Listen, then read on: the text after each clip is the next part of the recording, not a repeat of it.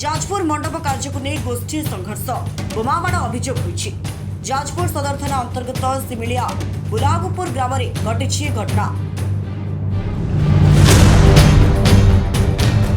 गतकाली विलंबित रात्रि होइतिला ए घटना। उभय गोष्ठी को 10 रु ऊर्ध्व आहत होई जाजपुर मुख्य चिकित्सालय भर्ती होई चिकित्सित हेउछन्ति। एमानक मध्य बालक युवक वृद्ध रहिछन्ति।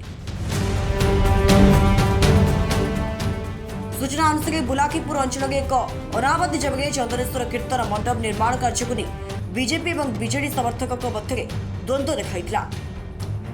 गतकाली राति बेआईन भाव में कार्य आरंभ बेलू बीजेडी समर्थक माने याकू विरोध करिबारु एभली गोष्ठी संघर्ष होइथिला।